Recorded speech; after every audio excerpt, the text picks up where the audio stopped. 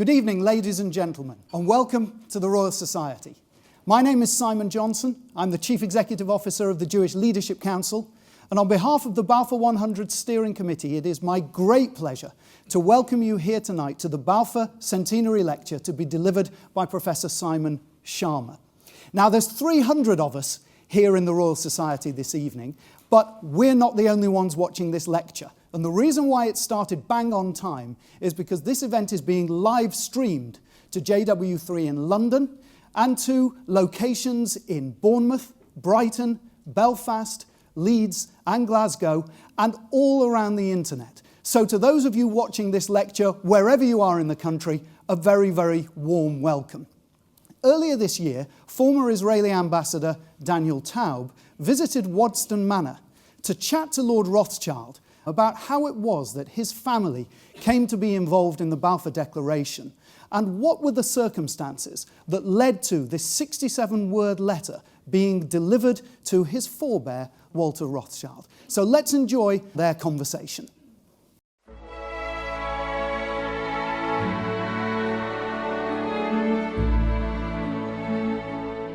So it's possibly the most famous letter in modern Jewish history, and it begins with 3 words: Dear Lord Rothschild. Dear Lord Rothschild, I have much pleasure in conveying to you, on behalf of His Majesty's Government, the following declaration of sympathy with Jewish Zionist aspirations, which has been submitted to and approved by the Cabinet. Why was it that this letter was sent by the Foreign Secretary to your great-uncle Walter? It's an interesting question because it was primarily a movement from Eastern Europe, but they didn't clarify who was in charge of that movement. And in addition, it was, after all, in Great Britain. So they felt that the Rothschild family should be the one to whom it was addressed. And Walter was Lord Rothschild, and he was a Zionist. And those really are the background reasons. So Walter received the Balfour Declaration, and I have a copy here. And I wonder if I could possibly ask you to read it for us. Yes, indeed. Yeah. I'm going to put on my spectacles to make sure I read it accurately. His Majesty's Government view with favour the establishment of Palestine as a national home for the Jewish people, and will use their best endeavours to facilitate the achievement of this object, it being clearly understood that nothing shall be done which may prejudice the civil and religious rights of existing non-Jewish communities in Palestine, or the rights and political status enjoyed by Jews in any other country. I should be grateful if you would bring this declaration to the knowledge of the Zionist Federation. Yours, Arthur Balfour. And here it is, the Balfour Declaration. What do you feel when you see it here? I genuinely feel it's one of the most extraordinary moments in the history of the Jewish people. If you think it took 3,000 years to get to this. And then you say, how did this miracle happen? It's the most incredible piece of opportunism. I mean, if you think you had an impoverished would-be scientist, Chaim Weizmann, who somehow gets to England, meets a few people, including members of my family, seduces them. He has such great charm and conviction. He gets to Balfour, and he unbelievably persuades Balfour and Lloyd George, the Prime Minister, and most of the ministers, that this idea of the national home for Jews should be allowed to take place. I mean, it's so unlikely. And then he starts to fight a difficult battle with the British cabinet, and this letter goes through 5 drafts, as you know. And in the end, it comes out as a rather compromising letter. I mean, the essential point is there for the Jewish community to fasten on to. You have the first bit, which promises a national home rather than the national home, and then you have the bit that nothing that's to be done should in any way harm the Arab community. But you come back to the big point, which is that this is perhaps the greatest event in Jewish life for thousands of years. And it's a miracle that it took place. Just tell us a little bit more about Walter, the second Lord Rothschild, because he was an unusual and colourful character. He was a deeply eccentric man, but from a very early age his passion was collecting. His niece Miriam writes that for 2 years, as one of his eccentricities, he didn't open any of the letters that were sent to him and stuffed them away into wicker baskets. And it does make you wonder what would have happened if the Balfour Declaration, the letter had been one of those letters that he'd actually, Yes, stuffed. that's true. At that stage, and it's very difficult to quite understand why, he had taken a deep interest in what was happening about the possibility of Balfour Declaration. So maybe those letters would have got to the top of his pile. So this is your cousin Dorothy, Dolly. Yep, Mrs. James de Rothschild. Can you say a little bit about Well, her? she married my cousin Jimmy when she was 17. She was a major supporter of Israel, wasn't she? Major supporter. I mean, she worshipped her husband, who'd been deeply committed, son of Baron Edmore. It was due to him, I think, that she became interested. But once she became interested, she became passionately interested. After his death, she became even more committed. She just wanted to carry out his wishes and what he cared deeply about. And then she had her own personality, a deeply good human being who was quite unselfish. She devoted herself to this place, to Israel, and to a few friends, and had a wonderful life. And you can read letters from her to Weizmann and from Weizmann to her when she was only 17. And what she did, which was crucially important, was to connect up Weizmann with the British establishment. I think she also trained him in how to deal. She helped educate how to and it's conduct extraordinary himself. at that age, but she did sort of tell Weizmann, how to kind of integrate, how to insert himself into British establishment life, which he learned very quickly. And we're sitting here at the 100th anniversary of this significant letter. If I can just ask you to think about the next centennial, 100 years' time, and just maybe share some of your hopes, your aspirations about where Israel will be.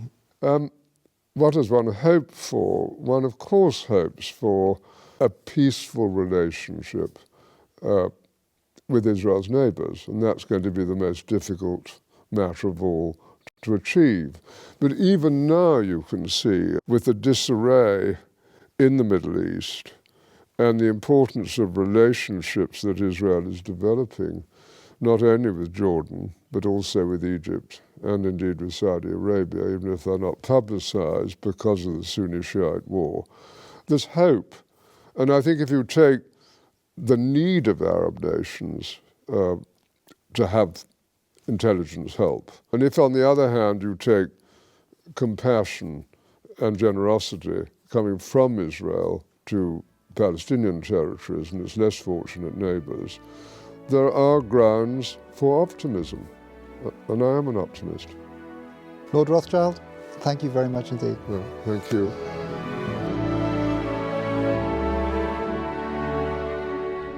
Ladies and gentlemen, on behalf of Balfour 100, please welcome Lord Rothschild.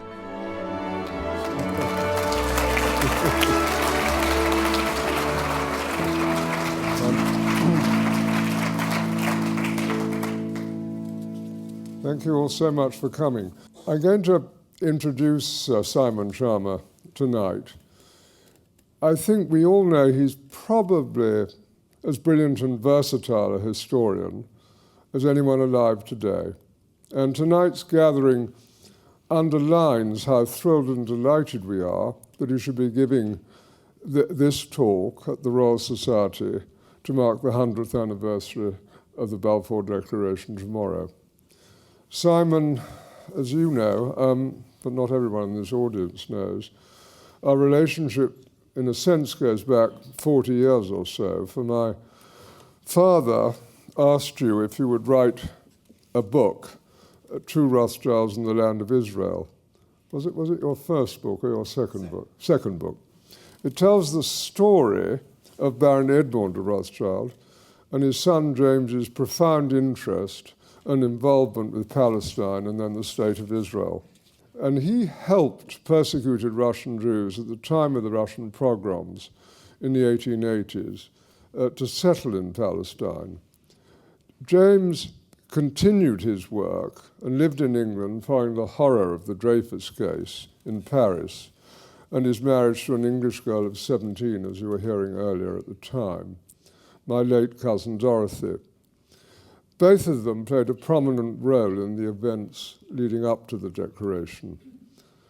Towards the end of his life, my cousin James, Jimmy as he was known, donated the Knesset to the State of Israel, and his wife Dorothy, we called her Dolly, continued his work through the foundation Yad Hanadib, in Hebrew, the benefactor, and it was her idea for our foundation to support the building of the Supreme Court.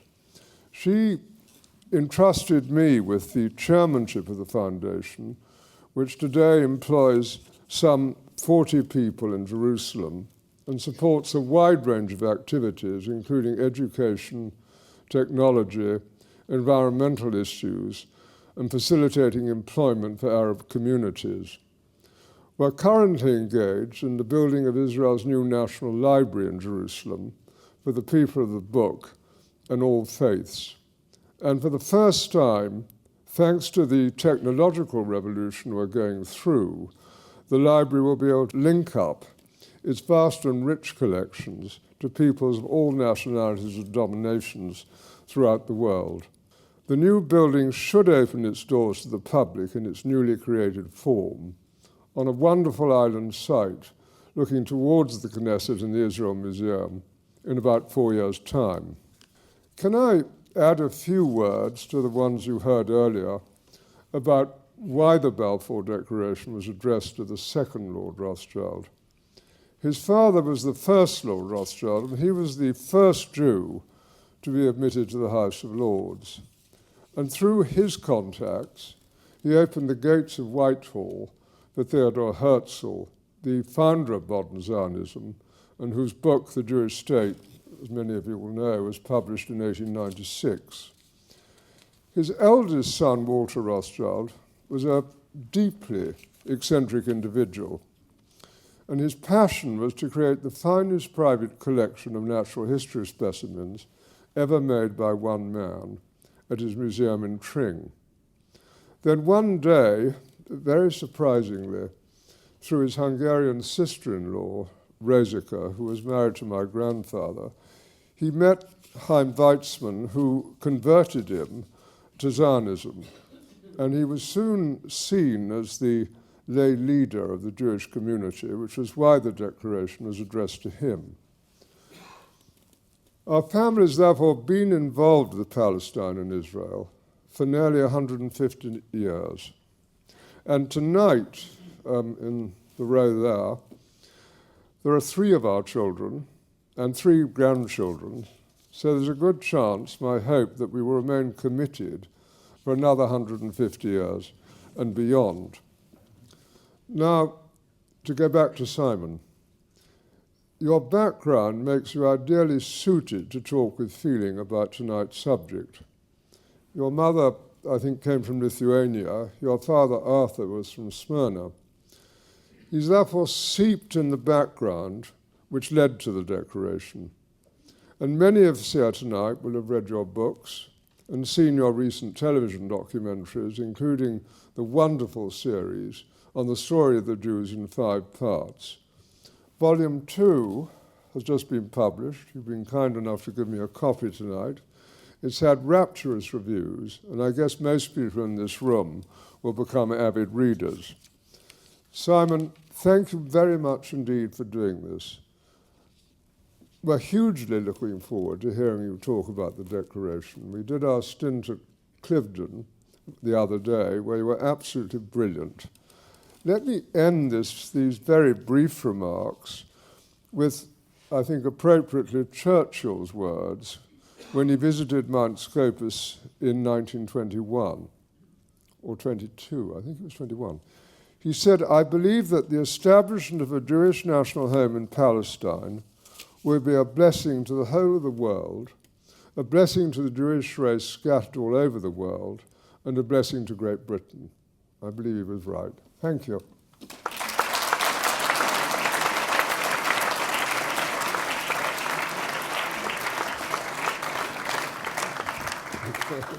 Good luck. Thank you.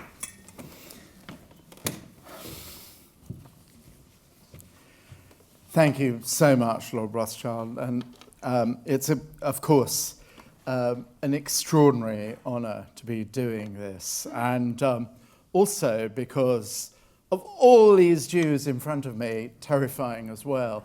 Moments like this, I can, it reminds me of the ultimate and shortest Jewish joke, which a lot of you will know, but you will laugh anyway, of two waiters who go over to the same two elderly Jewish ladies who've been eating the same Lokshen soup and klops for the last 50 years and leans over delicately and says, "Is anything all right?"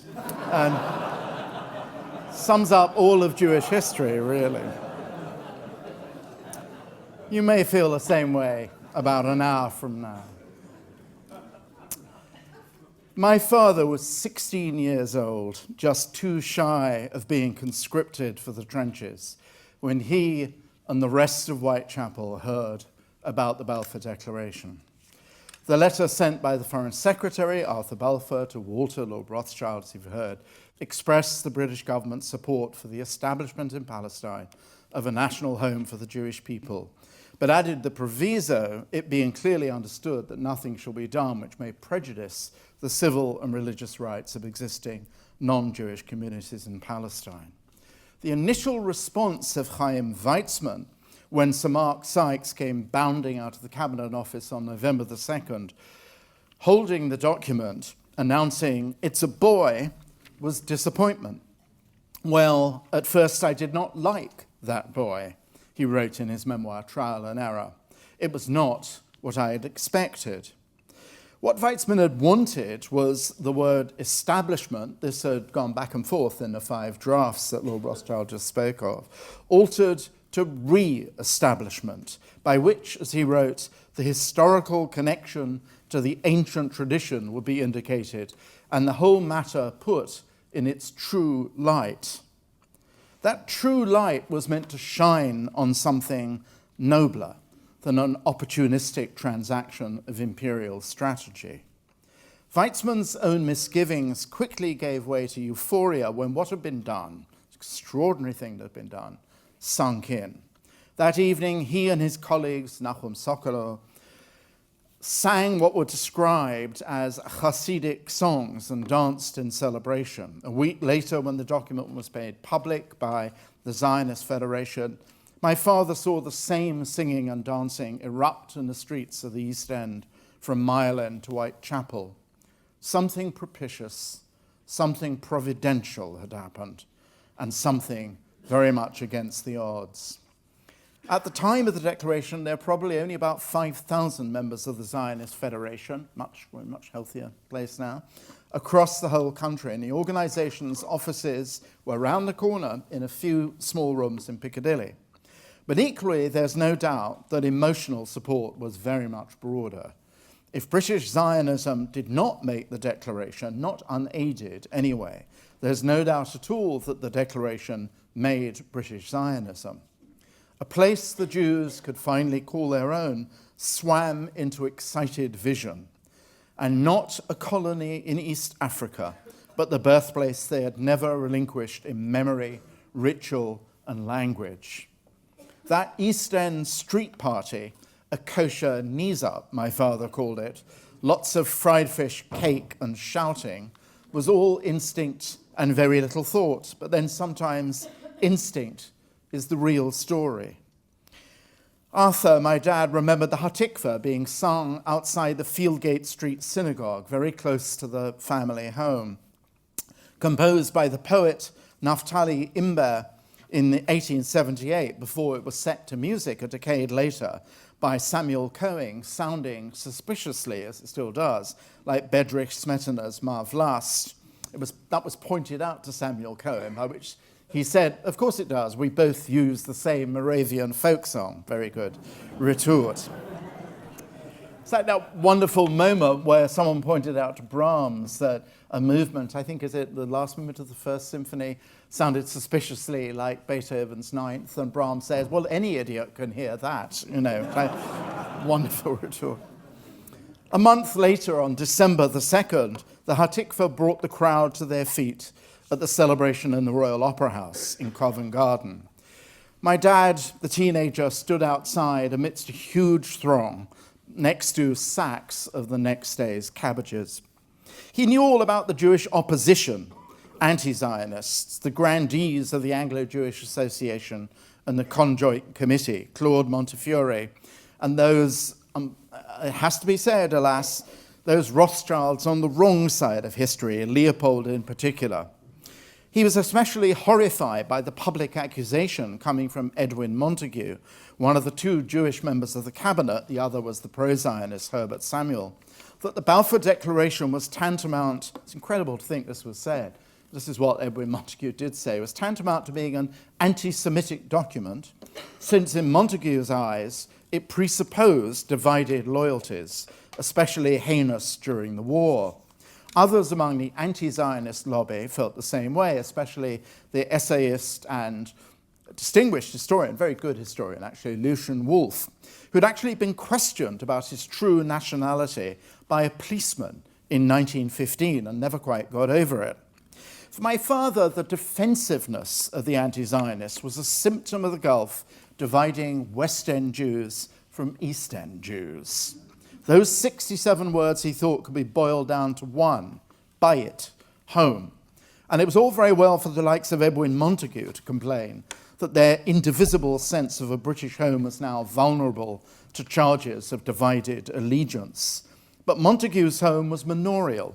Avenues of oak and elm, game birds flushed from the bracken, dropping to home counties' guns. For my father, who had shul on Shabbos and Shakespeare on Sundays, it was perfectly possible to be indivisibly British and Jewish, British and Zionist. In fact, his whole life and that of all his friends were built around that unproblematic possibility. The meeting of minds, as he assumed there had been, he was right, between Arthur Balfour and Chaim Weizmann, between the philosophical patrician politician and the little Yid from Motol, as Weizmann liked to describe himself, was not only possible, but somehow and through whatever wayward roots and historically predestined fit. Britain was, after all, a country in which a Jew, thinly disguised as a churchgoer, whose very name effaced his baptism, had been twice prime minister, the towering figure, Disraeli, of course, of Victorian conservatism. Everything turned, as it still does, on that one emotively loaded word, home, both for celebrants and mourners. For Jews, it was as if the doors of the ancestral home where Hebrew and Judaism had been created had been thrown open after being barred and locked, most recently locked in the 1880s when the Turkish government put severe restrictions on immigration. But for many Palestinian Arabs, the establishment of a Jewish national home seemed even then an early notice of eviction. Whether or not that pessimism was justified at the time, or whether it became a tragically self-fulfilling prophecy, is still being fiercely argued. But in the midst of our celebrations, we owe it to the moral case for the Declaration to put ourselves sometimes in Palestinian shoes as well as our own. To do that did not, after all, make Ahad Ha'am or Martin Buber less Zionist. Perhaps it made them more. Home, the national home, meaning a place where the Jews could at last control their destiny, or as Leon Pinsker, the Odessa author of Auto-Emancipation, had put it in 1882 in response to the brutal wave of pogroms following the assassination of Tsar Alexander II, home would be, Pinsker's beautiful, poignant words, a small plot of earth where we can live as human beings. At that point, while Pinsker argued the salvation of the Jews lay in recognizing immediately that they constituted a nation, not just a religion, he did not actually argue for Palestine. In fact, he argued against it for being too tied up with anachronistic messianic expectations, which he thought would paralyze rather than catalyze political mobilization. For Pinsker, though, this is the crucial point. If any of you have not read Auto-Emancipation, you owe it to yourself to do that, as well as Moses Hess's Rome and Jerusalem. For Pinsker, perpetual homelessness was perpetual powerlessness. And what that helpless condition habitually provoked was contempt for the eternal vagrant, suspicion of the rootless cosmopolitan whose wandering, according to Christian medieval legend, had been the result of an ancient curse. Worst of all for Pinsker was the response of the ostensibly benevolent towards that condition of homelessness: pity. Pity precluded anything like true equality of rights. It guaranteed yet another round of traumatic expulsion, whole populations pitchforked down that endless road along which we homeless were doomed to trudge. Odessa, his hometown, the ultimate anti-shtetl, ought to have been a place where secular, educated, Russian-speaking modern Jews, the lawyers, the writers, the stevedores, the cabaret singers, should have found a secure, normalized domicile.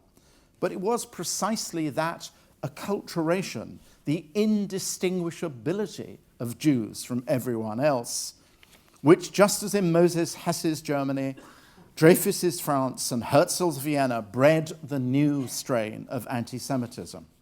The suspicion that the city suits and the smart journalism were just a front for the eternal conspiracies of the global Jews, whose only true loyalty was to each other, and whose only true country was the synagogue, overt or covert. From that hideous modern paranoia had come the protocols of the Elders of Zion, forged by the Russian secret police and published in 1903, copies of which were to be found in the haversacks of officers in Russian armies, those of the Tsars, those of the Whites, and those of the Reds, along with widespread, ineradicable belief in the blood libel, that the baking of Passover matzah required the blood of murdered Christians, preferably children. There was no sign, as Dr. Pinsker knew, and all Zionists assumed, that these unspeakable demonizations were going away anytime soon with modernity's heralded exorcism of unreason. Quite the contrary seemed to be the case. The last blood libel trial, that of Menachem Beilis in Kiev, had taken place as recently as 1913. And although he was acquitted, the verdict was, of course, held in anti-Semitic court circles, including Grand Duke Nikolai Nikolaevich, who was to be commander-in-chief to the Russian Imperial Army in the First World War, to be a fix organized by the sinister conspiratorial hand and ubiquitous money of international Jewry. From France to Russia, the Jews were in a lose-lose bind. The attack on their obstinate separation from host societies had never really abated. So it was said they were always being separated, but now the least separated were equally attacked for the subterfuge of assimilation. Alfred Dreyfus had been falsely incriminated as a spy and a traitor precisely because of his presumptuous display of conscientious patriotism. In Britain, anti-Semitic journalists like Leopold Maxer pumped up hatred at the immigrants who'd come to the island cities as a refuge from pogroms, and the more cultivated class of anti-Semites like G.K. Chesterton and John Buchan, whose 39 Steps was a thinly veiled version of the sinister Jewish conspiracy, had no trouble finding space for their witty malice. The Aliens Act of 1905 had been passed in response to an explicitly anti-Jewish campaign mobilized by the British Brothers League. In June 1917, there were anti-Semitic riots in Leeds and Bethnal Green. When in Eastern Europe, Jewish radicals hoped for a new homeland of workers in which their rights would be respected along with others, they found, as one of them put it, their overtures were greeted with crowbars.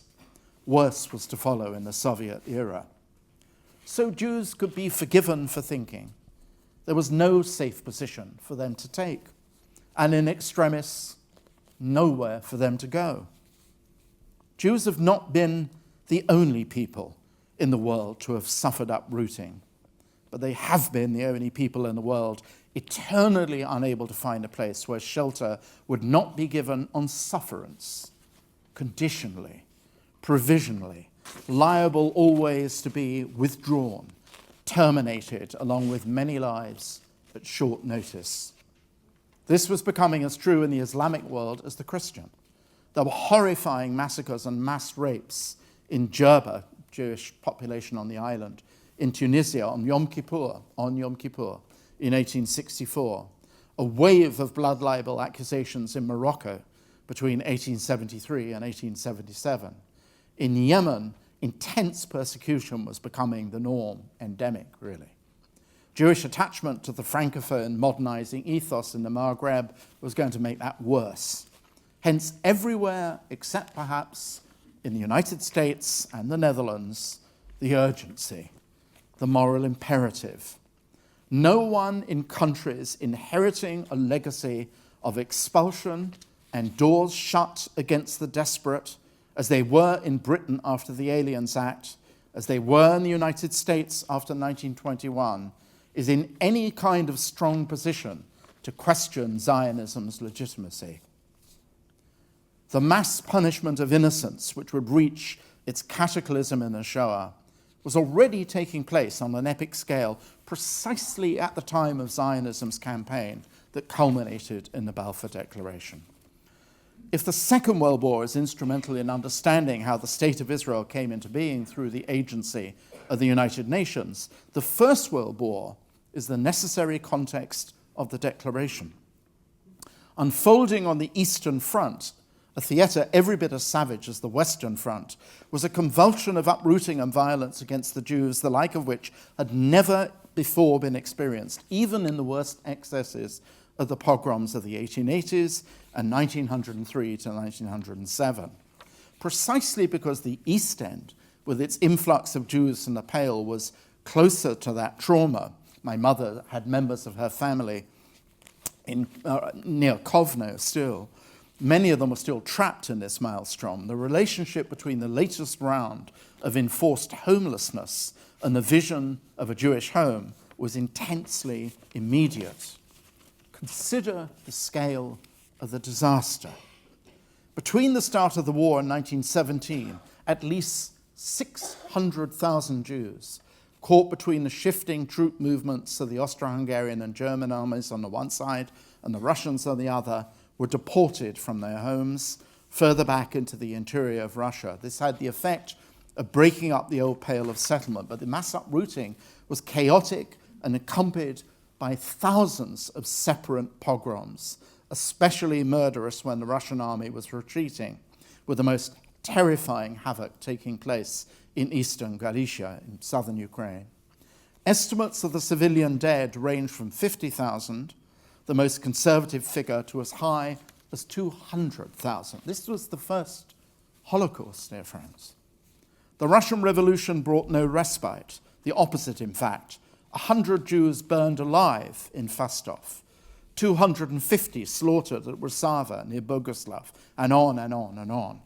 The civil war, which followed, saw 1,300 separate pogroms, mostly perpetrated by the whites, the anti-Bolshevik volunteers, and the Poles. 106, though, by units of the Red Army, in particular by Budenyi's 1st Cavalry. When Red Army officers tried to stop them, for they decently did, they were either stabbed or shot when they tried to do so. When Jewish fatalities from the two back-to-back wars are put together, they could come to 500,000, with many more wounded, and 250,000 Jewish children orphaned. The most vividly eloquent witness to this immense catastrophe was the writer S. Ansky, best known as the author of the startling, beautiful, perennially produced Yiddish drama, The Dybbuk. Ansky was born Shloime Zanvel Rappaport in that cradle of cultural ferment, Vitebsk. But when he broke free of the world of the Cheder and the Shul, he changed his name to the made-up Ansky, after his mother Anna.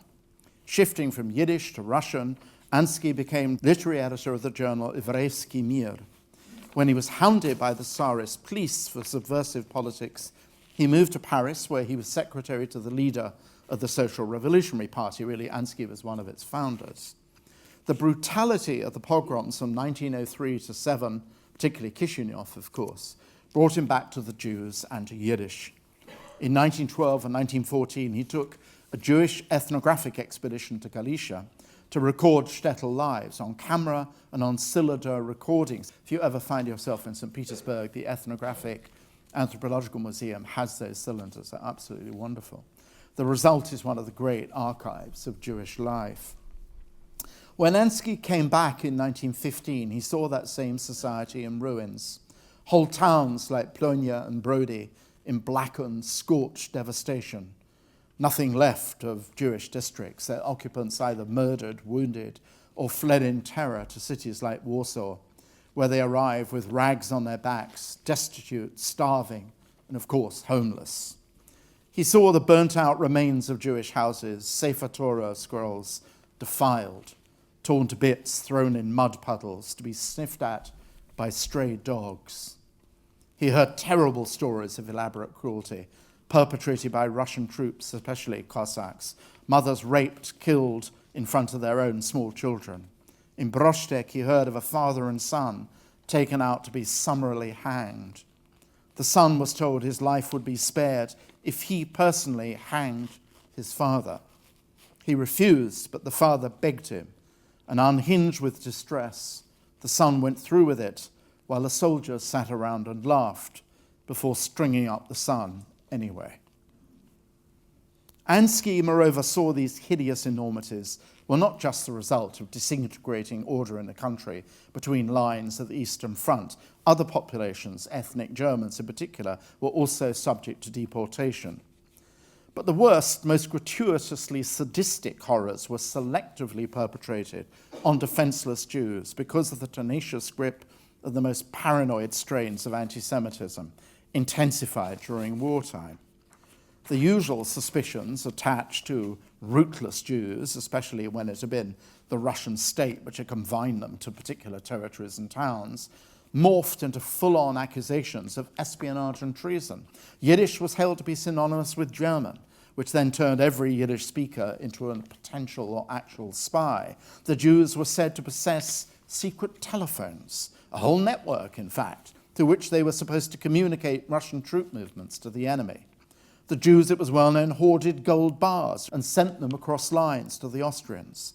A whole mythology of treason circulated through the war zone, shared not just among the ranks and the local country people, but as Ansky discovered, by the officer corps, even right up to some of the command itself. Everyone knew and believed stories of Jewish girl snipers shooting at soldiers from the windows of bombed-out houses, allegations which triggered another round of mass rapes and punitive executions in the places where it was said to have happened. So for Ansky and for so many others, being Jewish meant sooner or later being a homeless, stateless refugee, or worse. This fate could befall even professionals and commercial Jews who'd been permitted to reside beyond the Pale in Moscow. In 1891, much of that population was summarily expelled. Did this belated insight make Ansky a Zionist? Not exactly, or not immediately. He became one before he died. Caught up in revolutionary optimism, he clung for a while to the socialism of his Paris years, was elected a social revolutionary deputy to the Constituent Assembly in 1917. The hope, of course, was that the dawn of workers' and peasants' solidarity that was supposed to emerge from the revolution would finally emancipate the Jews from anti-Semitic persecution. But before he died in 1920, he'd witnessed the worst of the next wave of horrors visited on the Jewish communities of Russia. It may have been precisely the Bolshevik dictatorship's demonization of Zionism, its outlawing of Hebrew, which may have led him to close ranks with those among whom he counted his Zionist friends. Did information about the magnitude of that human calamity taking place in Eastern Europe make British politicians more receptive to the Zionist message. Not at first among those holding office in the war government, certainly not much earlier in the war, the genteelly anti-Semitic Prime Minister Asquith, before Lloyd George, is a different matter.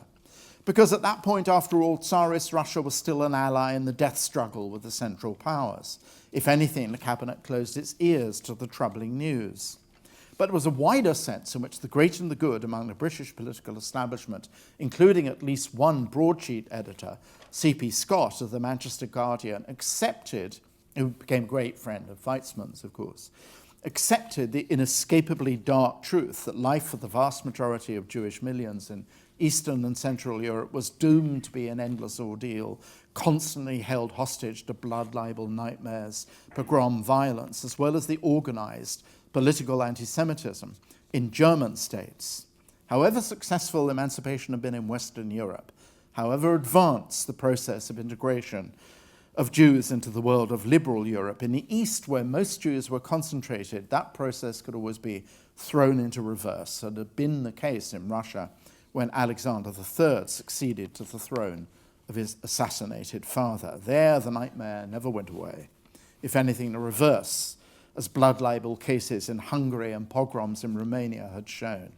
An inescapable conclusion was that it would become even worse as militant nationalism tried to shake itself loose from the ancient multinational empires. The first enemy modern nationalism turned on were those so-called permanent cosmopolitans, seen as German-speaking rather than Czech or Ukrainian or Hungarian or Romanian, pawns of and collaborators with the oppressive empires. The charismatic populist leader of Polish nationalism, Roman Dmowski, was also the most adamant, violent anti-Semite. So that one of the foundational premises really, of Zionism, that modernity, especially when it took the form of nationalist passion, would make life worse rather than better for the Jews, seemed to be coming true fast. In Britain, there was a different and much less sinister sentiment predisposing some figures in the governing elite towards Zionism: Christian restorationism. This was the undisguised evangelical belief going back centuries that the ingathering of the Jews to the Holy Land and the eventual rebuilding of the temple was the precondition of their mass conversion, which in turn would hasten the second coming of Christ and the onset of the last days.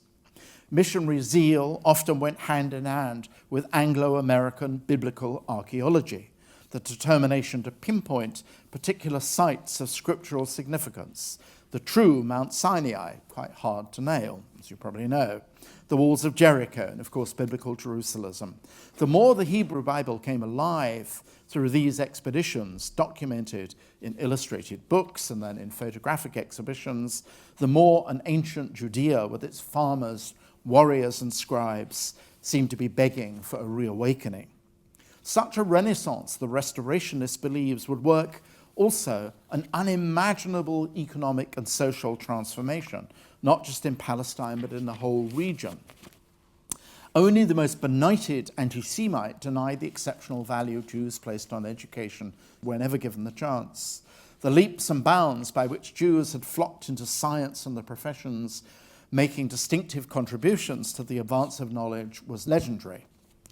This transformational vote of confidence had been a strain of economic philo-Semitism going all the way back to the Irish deist John Toland, who in 1714, in his Reasons for Naturalizing the Jews, had argued for mass Jewish settlement in his country, in Ireland, because Ireland, the Irish problem would be solved by the Jews, to which one can only think, oy vey, or oh vey, you know. But who also, at the end of his tract, applied the same reasoning for the case for a recreation of Jewish Palestine. It's an amazing thing. It actually explodes in the pages of that extraordinary and very little known, extremely interesting book that Toland wrote.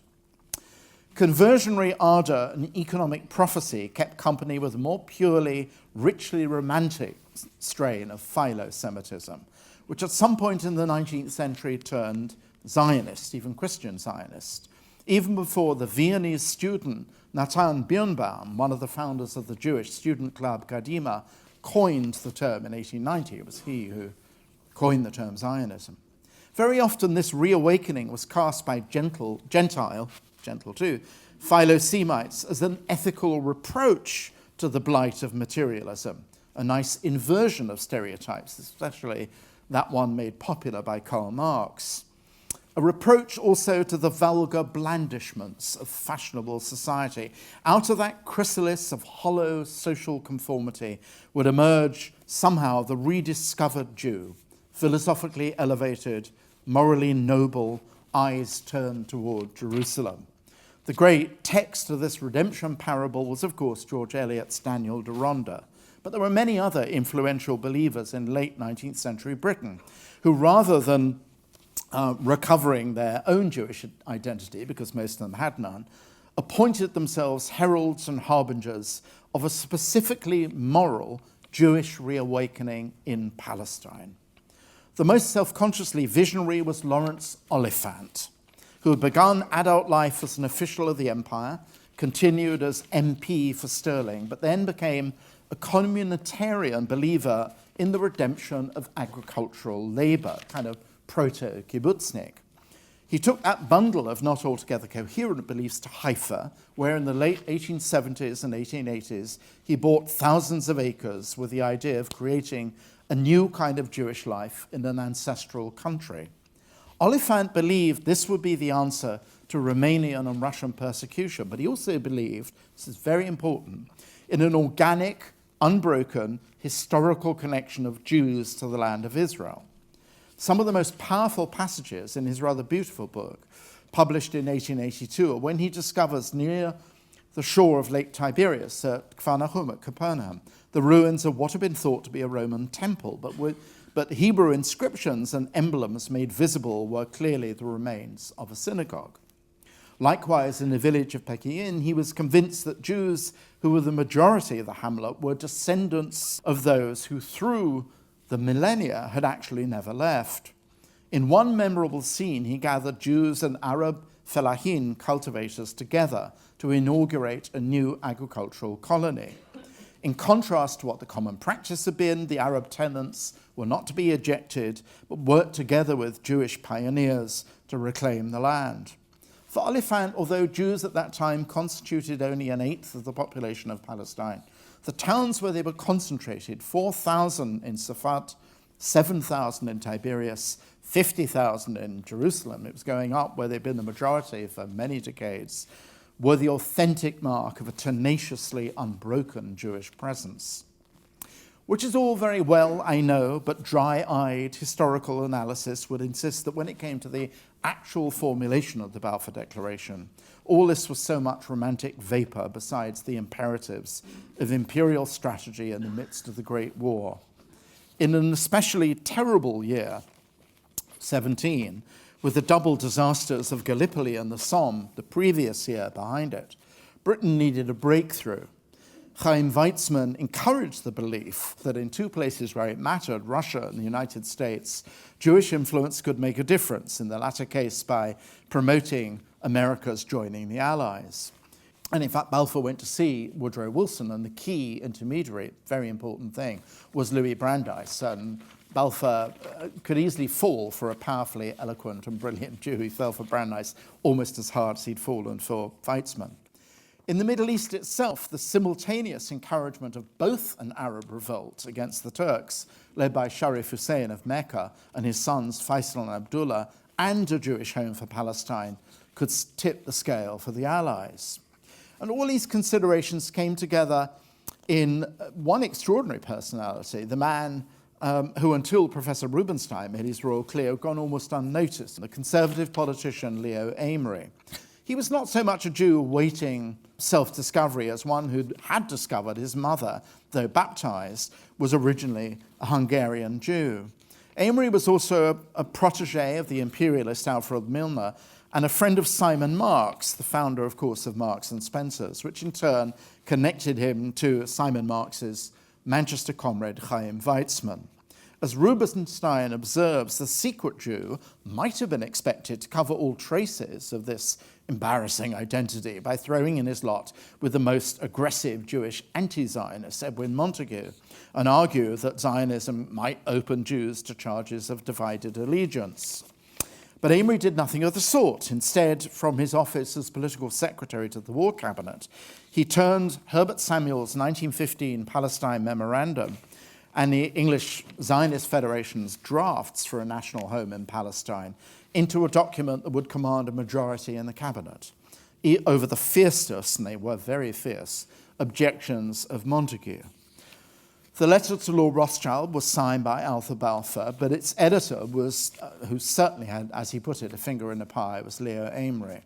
Even that wasn't enough for Amory, as he went on to propose with Zeev Jabotinsky the creation of a Jewish legion. It was Amory's idea, actually, not Jabotinsky's. Jabotinsky was very happy to welcome it, to serve against the Turks, which in its 3 battalions was the first Jewish military force to be formed since the end of the Bar Kokhba revolt against Rome in 135 CE. Now, none of this is to discount for a moment the decisive role played by Weizmann himself in persuading the British government that supporting a Jewish national home in Palestine was somehow both strategically and imperially useful and historically a good deed.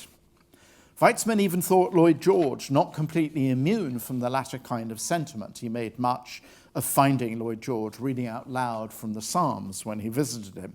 But there was no question that the combination of pragmatism and idealism did in fact appeal to the often enigmatic, laconic Balfour, whom Weizmann first met in Manchester during an election campaign in 1906. It helped, I think, that Weizmann had little of the self-consciously charismatic quasi-messianism that Theodor Herzl had projected, and which alienated almost as many as it beguiled. For men who thought of themselves as hard-bitten, down-to-earth liberals like C.P. Scott, Weizmann was Jewish, but not too Jewish. Unmistakably the real thing from Russia, but also a scientist who had an almost Machiavellian grip on the mechanics of negotiation. But then it's all too easy by way of contrasting Weizmann with assimilated Jews like Herzl and Max Nordau, for whom a Nacht Asyl, a place of refuge wherever it was, East Africa, El Arish, Cyprus, Argentina, would do to think of him, Chaim Weizmann, in the way he called himself, as that little yid from Motto. No, he wasn't. While he had an Orthodox upbringing, his father had a library of secular literature into which Chaim, the young Chaim, plunged. The family business was logging and rafting timber at the more prosperous end of the world of the Pale. Weizmann had gone through a succession of education out from the shtetl via Pinsk, then to Germany, to Switzerland, before ending up in Manchester. Tevye with a chemistry degree, he wasn't.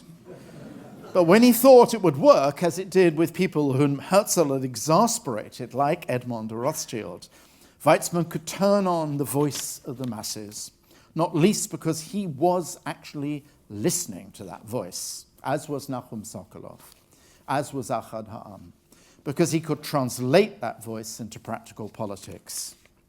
All the same, as he implied in that response to Mark Sykes, he didn't in the end get quite what he wanted. His objective was not a national home in Palestine, but Palestine as the national home. There was a big, glaring difference.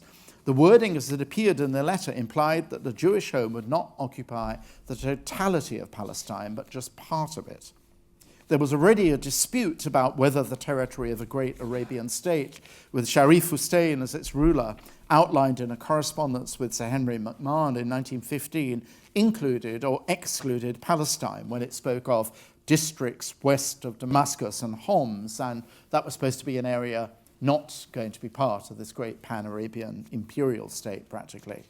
And the secret Sykes-Picot agreement made public in 1917 by the Russian revolutionary government, dividing the region into French and British protectorates, with most of Palestine actually falling into the French zone, in any case made that moot. It's often said that the Sykes-Picot Agreement was a terrible violation of the promises to the Arabs at this time. It was also a complete violation of the promises made to the Zionists as well. So both had our noses put out of joint. But there was no mistaking the presumption that Palestine would somehow end up being shared or divided between Arab and Jewish entities. Only with that crucial reservation was it possible for the British government to persuade itself it could square the circle and satisfy at the same time the apparently irreconcilable goals of both Arab and Jewish national self-determination. The bloody history of successive failed partition plans, in retrospect, makes that hope seem either deluded from the outset or actually disingenuous, with all parties disguising their real positions. Zionism, certainly the case for Jabotinsky, conceding the vague formula of a national home while always aiming for a sovereign Jewish state in the entirety of Palestine, while Arab leaders like Emir Faisal, Sharif Hussein's son, let themselves seem open to Jewish immigration, even while knowing the intensity of local Palestinian hostility to it. As for the British, it was that critical proviso, it being understood that nothing should be done which may prejudice the civil and religious rights of existing non-Jewish communities of Palestine. Was that a gesture to ensure that the Arab revolt against Turkey was not derailed? Or did government ministers like Herbert Samuel actually think somehow conflict could be contained? One could very well argue that there was nothing intrinsic actually about the establishment at last of a Jewish national home which would violate civil or religious rights of the Palestinian community. Most of the answers given by historians, shadowed by knowledge of how all this was going to play out in the Mandate, are bleakly pessimistic, if not downright cynical. But at the time, the possibility of two national awakenings coexisting side by side, or at least refraining from mutual annihilation or destruction, was not, in fact, out of the question. And this is contrary to most polemical histories. At least some figures in either camp were paying attention to the other, and not invariably from a stance of intransigent hostility. It's been a commonplace of anti-Zionist history that for the Zionists, the native Palestinian population was disregarded to the point of invisibility. But the notorious epigram, you hear this all the time in anti-Zionist polemics, of a land without people for a people without land, was not uttered by any Zionist leader at all, but a Christian restorationist earlier in the 19th century. While it's certainly true that the size of the Palestinian majority did not alter the Zionist conviction of a return home to the place where the Hebrew language, the scriptures, and Jewish religious and historical identity have been born, it's also true that a number of Zionists not only saw perfectly plainly the presence of a large Palestinian majority, but believed that the prospects of a Jewish national home in a part of Palestine would turn on the relationship between the two communities. The earliest and most emphatic of those commentators was Ahad Ha'am, born Asher Ginsburg, a hero of mine, I have to say, a prolific and brilliant Hebrew essayist who almost alone in 1897 at the First Zionist Congress refused to be seduced by the visionary rhetoric of Herzl's program, and who was actively alienated by Herzl's emphasis on lobbying foreign governments to create as speedily as possible a Jewish state. Returning from the Congress, Ahad Ha'am actually wrote, this is rather shocking, he said he felt like a mourner at the wedding. Such a state, he believed, could be no more than some sort of artificial entity. Its various elements, the Constitution, which Herzl famously wanted to be, as he put it, an aristocratic republic, mechanically borrowed from Gentile history and culture. For Ahad Ha'am, this was to do everything backwards. He was horrified by the idea that Zion could be exported to East Africa or some such place.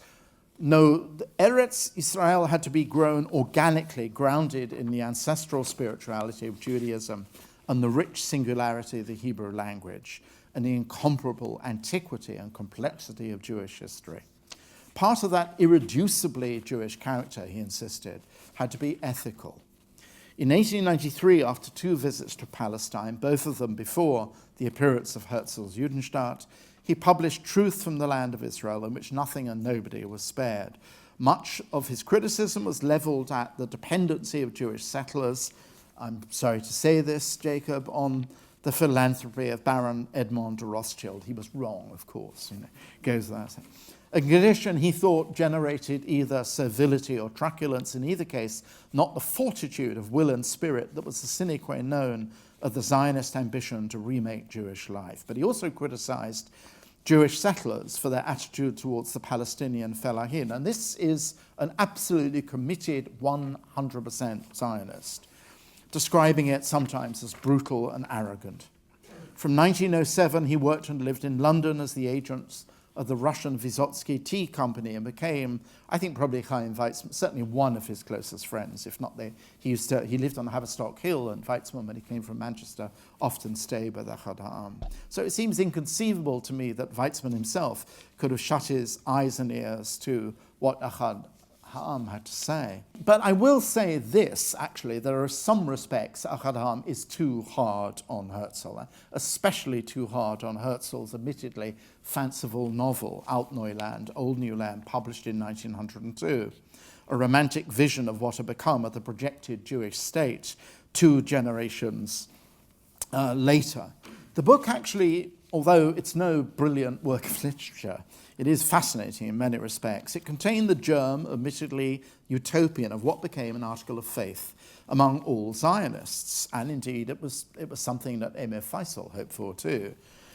Especially, this was an article of faith for Weizmann, who believed, like John Toland, that a transformation of the land would lift all boats and would benefit Jews and Arabs alike. Hence, Herzl, in his novel, has a stock Palestinian greet with disbelief that Jewish immigration could have been to the disadvantage of the Arab population. Conversely, the villain of the agricultural village in which one chapter is set is one Dr. Geyer, who is a fanatically exclusionist Jew, wants the country for Jews alone, and says so in the kind of language not 100 miles away from the most militant annexationists today of Judea and Samaria, in case you didn't know my political point of view. Ahad Ha'am was not alone.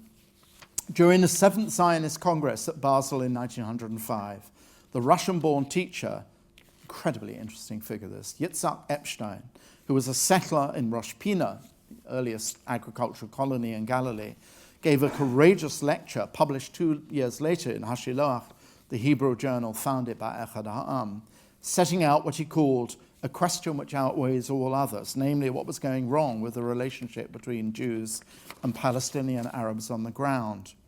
At the local level, the trouble was embedded in the way land was being bought and occupied by Jewish settlers. Purchases were made perfectly legally and almost always from Palestinian landlords, but they were only too eager to sell at artificially inflated prices. The trouble, however, began when local Palestinian tenant farmers, the fellahin, often who had rented generation to generation without a written contract, were dislodged to make way for the new colonies or reduced to casual labor. Epstein had seen this happen himself. He'd heard, as he wrote, the weeping women who had to leave their village and saw them kiss the stones on the ground before they departed. Such spectacles moved Epstein to think of more than one version of what constituted a home in Palestine, Israel. His solution for this problem was Zionists to confine land purchases to uncultivated and unoccupied land, as in fact often did happen, Keren Kiamet, not always, to preclude moments of tragic uprooting. There was another way too in which Epstein's intervention parted company with some Zionist assumptions. While trouble of the kind he described happened locally, he argued that Palestinian Arabs had to be treated just as Zionist Jews themselves as a nation he described as great, zealous, and formidable. And that would have to be a premise of any negotiation with a chance of success. Just who would be the representative figures with whom Jews could conduct such a negotiation, in fact conclude what Epstein in a charged term called a Brit, a covenant, was unclear, as it has been ever since. Around the time of the Balfour Declaration, others, often with their own roots in the Middle East, who wrote and spoke Arabic, offered still more optimistic visions of a shared future. In 1919, Chaim Margalit Kalvarisky, who was the land agent of the Jewish Colonization Association and indeed of Pico, the Rothschild successor, had seen for himself the polarization of the two communities and argued before the Zionist Commission in 1918 that Palestine the new Palestine need not be a zero-sum conflict, that a Jewish-Arab understanding need not compromise the central principle of the Jewish national home, and that the two languages, Hebrew and Arabic, should coexist side by side there. This sense of a shared place, a shared country, a shared neighborhood, a shared home, has, of course, foundered on the hard reef of history. It was taken up by other Zionists, Artur Rupin, Judah Magnus, the rector of the Hebrew University, and most famously by Gershom Scholem and Martin Buber, most optimistically when they founded Brit Shalom, using that loaded word of Epstein's in 1925. But they were in direct opposition to the confrontational realists like Jabotinsky, who wrote off such pieties, and you can understand him really, as at best the dreams of people hopelessly detached from reality, at worst soft men and women who were betraying what was paramount, the immediate needs of Jewish self-defense against intransigent, violent Palestinian opposition to immigration. That's still the fact of the matter. That particular conflict defined in the 1920s is what we're living with still. And you can understand the force of both sides. When Ahad Ha'am argued passionately in 1921 against revenge being taken for the violent Arab murders inflicted on Jewish communities a year earlier, he was very definitely in a small minority, never commanding any serious numbers or supporters, nor really ever breaking out from its heart in the Hebrew University. Brit Shalom collapsed against the desperate need to protect and reinforce Jewish Palestine. What alternative was there in the 1930s and 40s when the gates of shelter for those facing annihilation were slammed shut by the draconian immigration restrictions by the United States and by Great Britain, which in 1939, in response to Palestinian revolt of 3 years earlier, issued the white paper limiting Jewish immigration to just 75,000 over 4 years. That, in effect, was a death sentence for millions of people, and the revocation, as many saw it, of the Balfour Declaration. In 1942, Hannah Arendt put it best, when despite the full extent of the Nazi final solution being known, she said, the world divided to those who want us to leave, want us to be gone, and those who deny us entry. And yet, for a brief, tantalizing moment, there had been an alternative possibility. The year after the declaration, in the broiling heat of June 1918, Weizmann decided to make an arduous journey by boat, camel, and foot to the encampment of Emir Faisal to discuss the possible convergence of Arab and Jewish national movements. Weizmann remembered the moment as elusive magic. He could be a most beautiful writer. It was a brilliant moonlit night, Palestinian moonlight. I looked down from Moab on the Jordan Valley and the Dead Sea and the Judean hills beyond. His reverie of time folded in on itself. He was carried along an unbroken river of memory before he was suddenly interrupted by a British sentry's admonition. It crept up behind him. "Sorry, sir, I'm afraid you're out of bounds." Was he? Weizmann and Faisal spoke for 2 hours. And this was Faisal's idea, then posed for a smiling photograph. Out of that meeting came a document prepared by T.E. Lawrence, in which Jewish immigration was welcomed by Faisal as compatible entirely with Arab aspirations. Lawrence, Weizmann claimed, always maintained the complementary nature of the two national movements. But the status and the mutual understanding, especially in the part of the Emir, has long been the subject of dispute, as has a further document resulting from the meeting of the two men at the Paris Peace Conference in 1919, mediated partly through Felix Frankfurter. Pessimists on both sides of the Israeli-Palestinian argument have said, in any case, this was the briefest of all honeymoons, was moot because of the machinations of the Anglo-French allies who were setting aside the undertakings they'd given the Hashemite leaders of the Arab revolt, as well as the Zionists. Faisal had added a rider to the agreement that should any of the undertakings to him not be fully honoured, even, as he put it by one word, any kind of mutual understanding between the Arabs and the Zionists would be null and void. So that was it. It's also been argued that in any case, any informal treaty made by someone remote from the Palestinian community would never be honoured in Jerusalem, and Jaffa would expose Faisal as a traitor to the Arab cause. Remember, Abdullah, his brother, was shot for such a presumption. Doubtless it's still of paramount importance that agreement be reached by democratically elected representatives of both sides, but the hunt for such governments in the Arab world remains as elusive as ever, as dynasties and dictatorships are the norm pretty much from the Nile to the Gulf. And yet, dear friends, it seems to me absolutely unequivocally right, with all this surus notwithstanding, to celebrate this centenary unapologetically, but thoughtfully, as the inception of one of the great historical miracles. For all its problems and troubles, for the acts obstinately liberal Zionists like me ardently wish were not enacted, for all the demolitions and terrorist atrocities on the other side that make a shared home further and further out of reach, Israel still stands as a living, breathing, debating, thriving, rejoicing democracy. It's 6 million Jews, the ultimate retort to the number that Adolf Hitler exterminated. The life of Israel is Hitler's failure.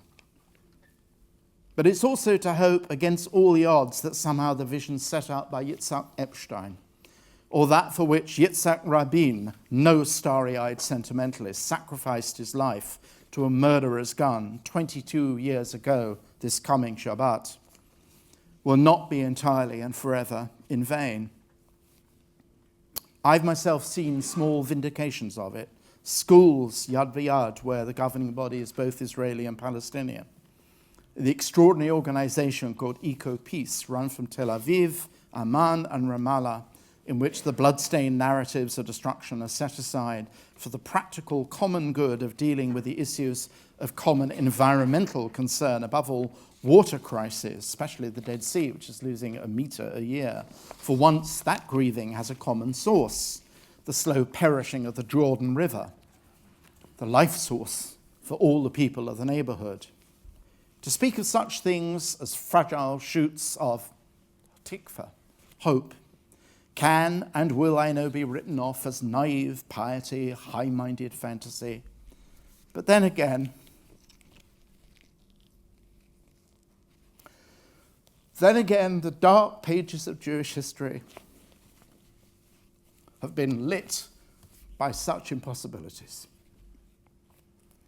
And one of them, the one we are happily remembering this evening, happened in 1917. A germ of life, a great hope for the future, planted amidst the hecatombs of the dead. Thank you.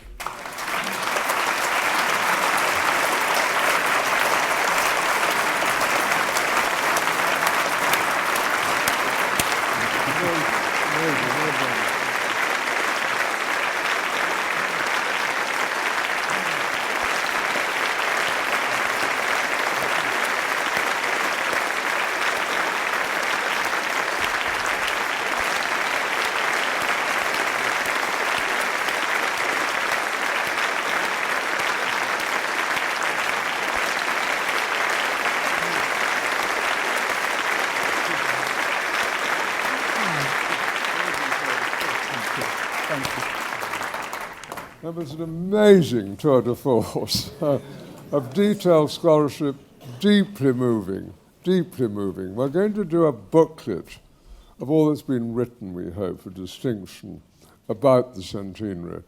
And Simon, yours is going to be the cornerstone of that book, I have no doubt. We're incredibly grateful to you, deeply moved, and you did it wonderfully well. Thank you. Clap for you again.